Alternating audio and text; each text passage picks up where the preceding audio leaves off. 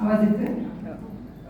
मुळात भजगोविंदम निवडायचं कारण मला खरं खूप पुस्तकांनी प्रेरणा दिली आहे. मागे मी एकदा नर्मदे हर हरवर पण बोलले होते, त्याही पुस्तकांनी प्रेरणा दिली. नंतर यू कॅन विन शिवकेरांच्या पुस्तकांनी पण प्रेरणा खूप दिली होती. पण भजगोविंदम आमच्या दाक्षिणात्य लोकांकडे जर तुम्ही बघितलं तर सकाळी उठल्यानंतर हरे शुभलक्ष्मी ही वाजलीच पाहिजे घरात. मग सुप्रभातम असतं, व्यंकटेश स्तोत्रम असतं आणि भजगोविंदम. लहानपणापासून फक्त ऐकणं एवढंच मला माहिती होतं, पाठ, पण त्याचे अर्थ कधीही कळले नाही आणि समजून घ्यावं असं वाटलंही नाही. पण झालं असं की मी जेव्हा चिन्मयाविषयीमध्ये भगवद्गीता वगैरे शिकायला सुरुवात केली, त्यानंतर जेव्हा तिथे असं कळलं की भजगोविंदमचा क्लास सुरू होणार आणि पहिली उत्सुकता माझी सुरू झाली की जे मी लहानपणापासून ऐकत होते आता मला ते शिकायला मिळेल. हे पुस्तक तसं खूप छोटं आहे, माझ्याकडे आता इंग्लिश व्हर्जन आहे पण त्याचं मराठी पण आहे. भजगोविंदम हे स्वामी चिन्मयानंदांनी त्याच्यावर भाष्य केलेलं आहे. मूळ श्लोक भजगोविंदममध्ये 31 श्लोकांचं हे फक्त पुस्तक आहे, ज्यापैकी पहिली 14 श्लोक 13 श्लोक हे स्वतः शंकराचार्यांनी लिहिलेली आहे, मध्ये 14 श्लोक त्यांच्या 14 शिष्यांनी लिहिलेली आहेत आणि उरलेले परत 3-4 श्लोक हे शंकराचार्यांनी लिहिले. आता हे भजगोविंदम नावच असं आहे. खरं तर त्यांनी आधीच पुस्तकाचे नाव म्हणण्यापेक्षा त्यांनी पालुपदच पूर्ण श्लोकांमध्ये हे वापरलेलं आहे भजगोविंदम, आणि म्हणून या पुस्तकाला नाव खरं तर भजगोविंदम पडलेलं आहे. त्याचं नाव आहे मूढमुद्गरा. याची गोष्ट अशी आहे की हे शंकराचार्यांना का लिहावं असं वाटतं, कारण शंकराचार्य हे अद्वैत वेदांत सिद्धांती आहे आणि मुळात शंकराचार्यांचा जन्म पूर्व 788 म्हणजे त्या काळात जन्मलेल्या शंकराचार्यांनी लिहिलेल्या 31 श्लोकांचा जर आत्ता अभ्यास करताना मला मी काय जगते रोजच्या आयुष्यातली हा प्रत्येक श्लोक शिकवतो. म्हणजे तेव्हा लिहिलेलं आजच्या मितीलाही जशाचा तसं कळतं अशी ही श्लोक आहे. तर याच्यामध्ये असं होतं की एकदा शंकराचार्य सकाळी ब्रह्ममुहूर्तावर काशीला आंघोळ करून नदीवरनं येत असतात आणि त्यांना कुठून तरी हळूच असा एक आवाज येत असतो, डुकरेन करणे, आणि त्यांना मुळात मनात आनंद होतो की कुठेतरी संस्कृतचा अभ्यास सुरू आहे आणि मग ते विचार करतात की कोण आहे बघावं, आणि त्या आवाजाच्या दिशेने ते हळूहळू चालत जातात आणि त्यांच्या लक्षात येतं की जराजर झालेला माणूस, मरणाच्या जवळ आलेला माणूस, तो म्हातारा आहे आणि तो हे डुकरण करणे करून पाठ करतो. काय तर संस्कृतातलं व्याकरण. आता मुळात व्याकरण भाषा ही कशासाठी असते तर संवाद साधण्यासाठी असते, आणि संवाद कधी साधायचा असतो? मरताना नाही, तो आयुष्यभर साधायचा असतो. मग व्याकरणाची तेव्हा गरज आहे का? तर नाही. मग तेव्हा शंकराचार्यांना वाटतं की तुमच्याबरोबर आत्ता आयुष्यभर काय येणार आहे तर तुमचं देवाचं नामस्मरण. भजगोविंदम यांनी त्यांनी कुठलीही याच्यात उपासना नाही सांगितली आहे, म्हणजे कुठले असं नाही सांगितलं की हे काही देवी स्तोत्र नाही, कुठलं महात्म्य नाही की अमुक पूजा करा असं अनुष्ठान सांगितलेलं नाही आहे.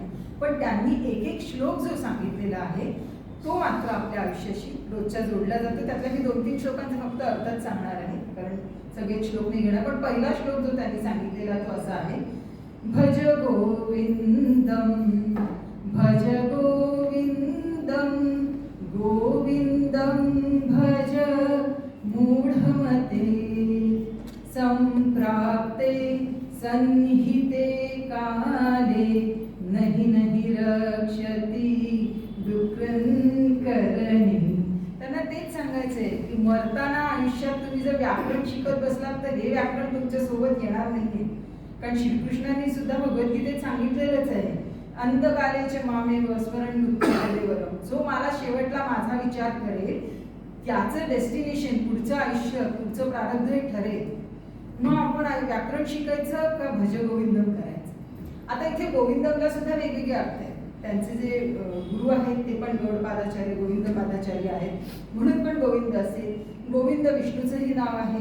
गोविंद म्हणजे जी आपल्या शरीराला चालना देते, शरीर चालवतं, तो सेल्फ, ज्याला आपण ब्लिस म्हणू किंवा आत्मन म्हणू, तो सुद्धा गोविंद आहे. म्हणून तुम्ही बाहेरच्या देवाच्या पासून स्वतःकडे वळण्यासाठी सुद्धा, म्हणून भजगोविंदम असं त्यांनी सांगितलेलं आहे. आता पहिल्या श्लोकात जेव्हा त्यांनी सांगितलेलं की बाबा तू मरणात आला आहेस आणि तरी तू अजून व्याकरण करतोयस तर तसं करू नकोस, मग दुसऱ्याच श्लोकामध्ये त्यांनी आपले माणसांचे स्वभाव सांगितले. की आपण मरेपर्यंत पैसा कमवायचा विचार करतो. म्हणजे शेवटच्या क्षणापर्यंत जरी मला नोकरी करायला मिळाली तरी चालेल किंवा मला कुठून 4 पैसे येतील याचाच आपण फक्त विचार करतो. हा श्लोक जेव्हा मी दुसरा वाचत होते तेव्हा मला माझ्या एका मित्राची खूप आठवण झाली होती. ती अशी होती की आमचा एक मित्र होता आणि आम्ही सोबत बरीच वर्ष नोकरी केलेली होती. ते विरारला राहायचे आणि सकाळी 6:30ची पहिली गाडी पकडून ते मुंबईला यायचे नोकरीसाठी. दिवसभर मुंबईत नोकरी करायची, परत संध्याकाळी कुठेतरी अकाउंट लिहायला जायचे, त्यानंतर ते 9 वाजता विरारला घरी जायचे, परत कुठेतरी अकाउंट्स लिहायला बसायचे, म्हणजे घरी जाऊन जेवायचे आणि परत अकाउंट लिहायला जायचे आणि 10:30-11ला ते घरी पोचायचे. इतका दिवसभर थकलेला माणूस घरी गेला झोपायचा. बायको बिचारी सकाळी 5ला उठायची, 6:30ला नवऱ्याला डबा द्यायचा आहे म्हणून ती फक्त चहा तरी आपल्याला नवऱ्याबरोबर घेता यावं असं तिला वाटायचं. आणि अनफॉर्च्युनेटली ते गृहस्थ वयाच्या 52 वर्षी वाढले. पण स्ट्रेस इतक्या ठिकाणच्या नोकरीचा आणि पैसा कमवण्याचा हा जो स्ट्रेस होता त्यांनी त्यानंतर आम्ही त्यांच्या घरी जेव्हा त्यांना भेटायला गेलो तर त्यांच्या बायकोने आम्हाला सगळ्यांना ओळखलं, कारण नावांनी त्यांना माहिती होतं आम्ही कोण, कारण त्यांचे फोन यायचे वगैरे असं.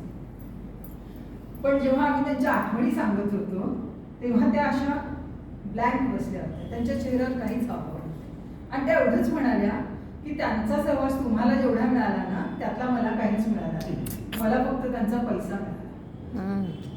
मग काय मिळालं?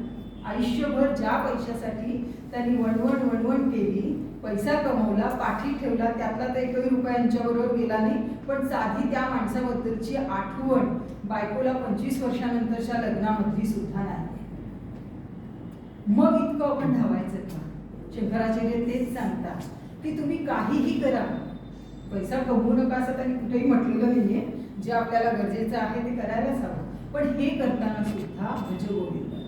त्यांच्या प्रत्येक ह्याच्यामध्ये भज गोविंदम भज गोविंदम भज गोविंदम असं सांगतात. पुढे एका श्लोकामध्ये ते असं सांगतात की माणसाची किंमत कितीपर्यंत असते, तर जेव्हापर्यंत प्राणवायू आतमध्ये आहे तोपर्यंत. आपण म्हणतो हा माझा अगदी जीवस्य कंठस्य वगैरे वगैरे आणि अगदी ह्याच्याशिवाय मी जगूच शकत नाही अशा आणावाका घेणारे पण खूप असतात. पण ज्या क्षणी प्राण गेला, तुम्ही विचार करा, कुणालाही तुम्ही साधा फोन केला अशा बद्दलची बातमी देताना तर तो पहिला प्रश्न समोरच्याचा एवढाच असतो, किती वाजता उचलणार? संपला ना, म्हणजे आतापर्यंतचा प्राणप्रिय हा त्या क्षणी संपला. शंकराचार्य ते सांगतात की जोपर्यंत तुमच्या शरीरात प्राणवायू आहे तोपर्यंतच तुमचे आप्तस्वकीय हे तुमचे आहे. ज्या क्षणी हा प्राण गेला त्या क्षणी या घरातून, जे घर तुम्हीच बांधलेलं असेल, तुमचंच सगळं असेल, पण त्या घरात तुम्हाला राहायला मुभा नाही येणार. बरोबर ना? मग ती बायको असू दे, मग पुढे त्यांनी त्या श्लोकांमध्ये असंही सांगितलं की काते कांता, म्हणजे कोण ती बायको, कोण तो मुलगा, कोण काय, सगळं संपतं. ही नाती सगळी तिथेच संपतात. बऱ्याच वेळेला आपण असंही बघतो की घरामध्ये एखादा माणूस करता पुरुष असतो, जसे वडील असतात किंवा असं, आणि मग काही करायचं बाबांना विचारायचं, पण शेवटी मनी, पैसा त्यांच्याकडे येणारा असतो आणि त्यांचं ते महत्व असतं घरामध्ये. रिटायर्ड झालेल्यानंतर हळूहळू त्या माणसाचं घरातलं महत्व संपतं. मग जो कमवता असतो त्याची सुरू होते घरात दादागिरी नाही म्हणणार, पण त्याचं महत्व सुरू होतं. म्हणजेच मराठीत म्हणे ना, जोवर पैसा तोवर पैसा. आतापर्यंत जो एकदम अशा पदावर होता, आता हळूहळू तो खाली. शंकराचार्य त्याचाही वर्णन एका श्लोकात करतात. म्हणजे हे कधीच सांगतेय मी ना, तर आताही आपल्याला हे लागू होत आहे. स्त्री देहाकडे बघताना तिची विटंबना ज्या पद्धतीत होते, सणांकडे बघताना मग कामइच्छा जागरूक होणं, आणि आपण जे काही बलात्काराचे प्रकार बघतो, शंकराचार्यांना तेव्हाही सुचलं याच्यावर लिहावं. ते असं म्हणतात की स्त्रियांकडे बघताना कामइच्छा जागू नये म्हणून तुम्ही कसं बघावं, तर तो एक मांस आहे. शरीर हे सगळं कशाने तयार झालेलं आहे? मांस, रक्तपेशीने तयार झालेलं आहे. आणि मग तसंच सगळे अवयव आहेत. असा जर तुम्ही विचार केला, जसे हात आहेत, जसे पाय आहेत, तसंच ते आहे, असा जर विचार केला तर तुमची कामइच्छा जाणार. हा विचार शंकराचार्यांनी तेव्हा केला, ज्यातला शब्द निशब्द आजच्या मितीला आपल्याला पूर्णपणे लागू होतो याच्यामध्ये. त्यानंतर मागच्या ह्याच्यामध्ये पण मी तो श्लोक एक म्हटला होता की संगत कोणाची असावी. आता तुम्ही पण म्हणाला की संतांची संगत असावी, कारण सत्संगत्वे निसंगत्व निसंगत्वे निर्मोहत्व असं त्यांनी सांगितलेलं आहे. कारण आपण ज्याच्याबरोबर राहू, किंवा इंग्लिशमध्ये एक म्हण आहे, क्लास अट्रॅक्ट्स क्लास. तुम्ही जसे विचार कराल तुमच्या अवतीभोवतीचे तसेच लोक तुम्हाला भेटतात. पण जर तुम्हाला तुमच्या गतीकडे, चांगल्या ह्याच्याकडे, मार्गाकडे जायचं असेल, जसं वाल्मिकी ऋषींना प्रभू श्रीरामाचंच नाव घ्यायला सांगितलं होतं, कारण मर्यादा पुरुषोत्तम व्हायचंय. मग जर आपल्याला असं व्हायचं असेल तर शंकराचार्य सुद्धा तेच सांगतात की सत्संग राहा, सत्संगात राहा, तरच तुमची उन्नती आहे. आणि प्रत्येक वेळेला परत भज गोविंदम भज गोविंदम भज. आता आपल्याला कसं होतं की आपल्याला असं वाटतं की देवाचं नाव घ्यायचं म्हणजे थोडं जरा वय व्हायला पाहिजे, नाही का, रिटायरमेंट आली पाहिजे, आत्तापासूनच कुठे जाते. माझा मुलगा लहान असताना 3-4 वर्षाचा असताना आमच्या बाजूला देनावाडीमध्ये तेव्हा काही संस्कार वर्ग चालायचा आणि मी त्याला पाठवायची तिथे. तर त्याला बाजूची मुलं चिडवायची, काय देव व्हायला चाललंच काय, आणि मग बिचारा वही लपवत लपवत जायचा आणि यायचा. शंकराचार्यांनी त्याही पद्धतीच्या ह्याच्या श्लोकामध्ये मांडलेलं आहे की लहान असताना तुम्हाला कशाचं आकर्षण असतं तर खेळण्याचं, तरुणपणी कशाचं आकर्षण असतं तर तरुणी म्हणजे जे अपोजिट सेक्स, आणि म्हातारपणी कशाचं आकर्षण असतं तर चिंता. काय नसतं बाकी, फक्त चिंता करत असतात. मग ह्याच्यात देव कधी तुम्ही विचार करा. म्हणून मला असं माझं हे परसेप्शन आहे की ते 3 वेळा भजगोविंदम का सांगत असतील प्रत्येक नंतर, तर जेव्हा आपल्या आयुष्याचे हे 3 टप्पे आहेत, बाल्यावस्था, तरुणावस्था आणि वृद्धावस्था, या तिन्ही अवस्थेमध्ये जर तुम्ही त्या देवाला भज गोविंदम करत राहिला तर तुम्हाला त्यातनं एक मार्ग मिळतो. आता देवाचंच नाव का घ्यावं किंवा या पुस्तकाने परत मला काय द्यावं, तर नॅचरली कुठलंही काम करताना आपल्याला एक थोडा मीपणा असतो. मी केलंय, माझ्यामुळे झालंय. पण तेच जर मी त्याच ईश्वराला स्मरत करत गेले तर मला माहिती असतं की माझी लेवल ही एवढीच आहे, मी एवढंच करू शकते. पुढचं जे घडतंय ते सगळं त्याच्या मर्जीने घडतंय. आणि म्हणून स्वयंपाक करताना असू देत, नाही तर मी कपडे धुवत असू देत, मी झाडू घालून देतच, किंवा मी अजून बाहेर काही काम करत असू देत, मी जर सतत हे स्मरणात ठेवलं आणि ते नाव घेत राहिले, मग नाव त्यांनी भज गोविंदम म्हटलं, पण तुम्हाला हवं त्याचं तुम्ही नाव घ्या. कारण आपण जर बघितलं तर गाडगे महाराजांनी सुद्धा गोपाला गोपाला देवकीनंदन गोपाला असं सांगितलं होतं. सगळ्याच ह्याच्याने काय होतं की एक आपली एकचित्त वृत्ती होते, चित्तशुद्धी तर होतेच, कारण आपण सतत जेव्हा ज्याचं स्मरण करतो तेव्हा आपण जे काय करतो ते त्याला दिल्यासारखं असतं, ईश्वरार्पित होतं ते. आणि ह्याच्यातनं चित्तशुद्धी झाली म्हणजेच आपल्या कामामध्ये फोकस वाढतो. कुठलंही काम करताना आपला फोकस एककेंद्रित होतो, कारण आपण एकच नाव सतत जपत राहतो, म्हणून आपण एका चित्ताने फोकसनी काम करत असतो. आणि त्यानंतर तुम्ही जे काही कराल त्यामध्ये तुमच्या स्वतःच्या वासना राहतील किंवा मीपणा राहतील. आणि स्वतःच्या ग्रोथसाठी सुद्धा मला जर पुढे जायचं असेल, कारण शंकराचार्यांच्या अजून एका विवेक चूडामणीमध्ये असंच म्हटलेलं आहे की मनुष्य जन्म हा दुर्लभम आहे.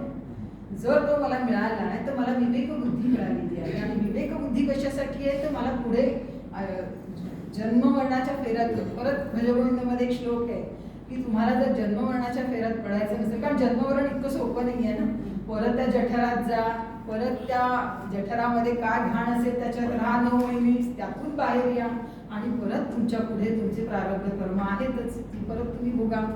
ह्या सगळ्यातनं जरी वाचायचं असेल तरी फक्त सतत ईश्वराचं चिंतन करत राहिला तर तुम्हाला मार्ग सुलभ होतो. असं हे भजगोविंद अतिशय सोपं, म्हणजे शंकराचार्यांच्या अनेक अद्वैत वेदांत सिद्धांतापैकी भजगोविंदम हे पुस्तक तेव्हा जरी लिहिलेलं असलं तरी आजच्या मितीला, आजच्या घटनेला सुद्धा तितकंच लागू पडणार आहे. त्यामुळे आजपासून आपण एकच विचार करूया की जे काही काम करूया भजगोविंदम. धन्यवाद.